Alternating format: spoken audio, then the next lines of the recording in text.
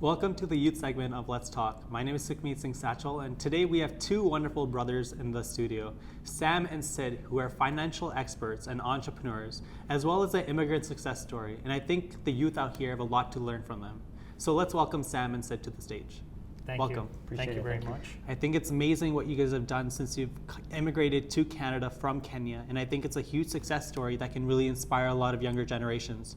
And so what made you decide to go into the financial industry? You know, to be honest with you, when we moved here, a lot of us struggled with money and finance, and we tried to understand the financial system here in Canada. And initially, it was our parents that we saw that happening with.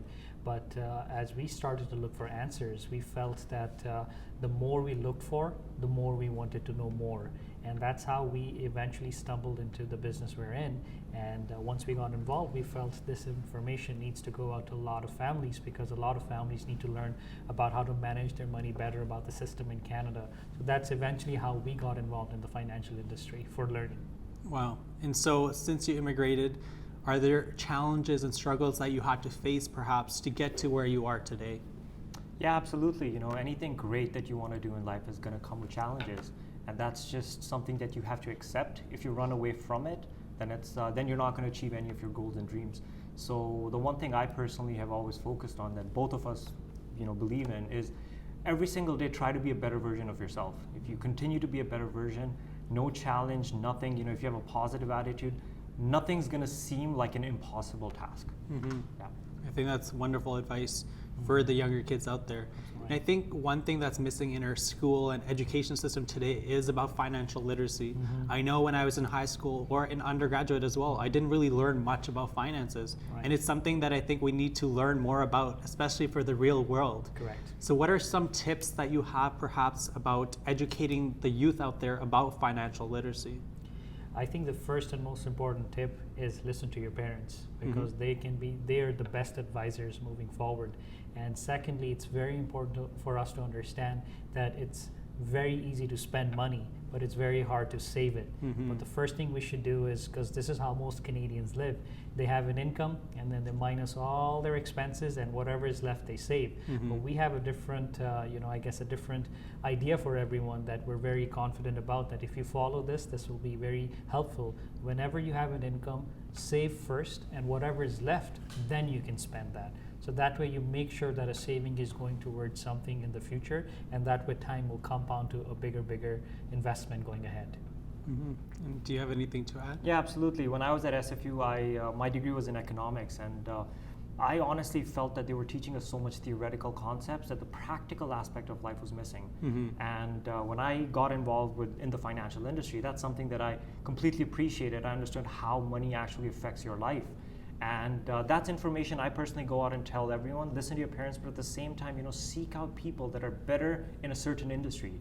With social media in today's world, you can reach out to successful people in a certain industry, and you can just ask them like, hey, do you mind if I grab a coffee with you? And most successful people will never say no, right? I think that's a great tip, especially like you said, in the age of social media. Everything is at the grasp of your tips, and it's so easy to get information out there. Correct. And speaking of you two being brothers, how's it working together as brothers? Because something, a lot of the times people are like, you should never work with your family, but I think you guys defy that. So how is it? I think it's a blessing, to be honest with you, because we are both grateful for everything we create together. We go through the struggles together, we go through the success together, and it's such a wonderful feeling, because when you work together, you make it happen together. So when you're out there and you're helping others, it becomes so inspiring for both of us, knowing the fact that we have such a great relationship with each other. We respect each other, we respect each other's values and beliefs, but more importantly, we're getting a chance to improve ourselves together. And I think that is something that everybody should have an opportunity to do. So it's a blessing, and that's what my word with that. That's wonderful. And to end it all off, what are some tips or advice you would give to the young Sams and Sids who might be perhaps sitting in Kenya right now, or might just be newly immigrated to Canada? What are some things you would tell them?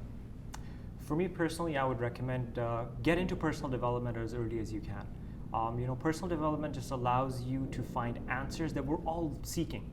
And if you're able to just get better and learn not just theoretical concepts but practical ideas about life, how to set goals, how to think positively, how to improve your skills, and how to improve your mindset. And if you get involved in personal and you keep improving 1% a day, a lot of times the misconception is we have to be amazing all of a sudden. No, you keep improving every single day, and your efforts start to compound over a year or 2 years, and in 5 years you become a completely different individual. So improve every single day is one of the biggest contents I would recommend. Wonderful. And I'd like to just add in that as well.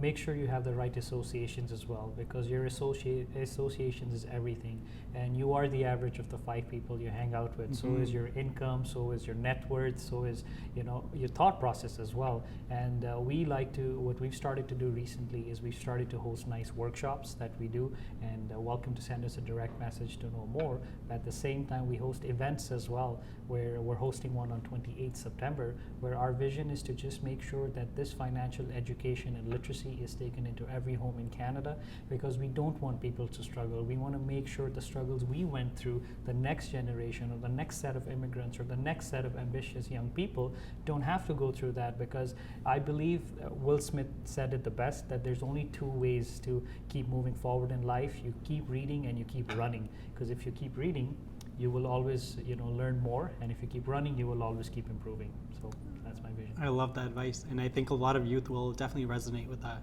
So thank you so much for being on the show today. Thank you for having us. Appreciate it. Thank you so much.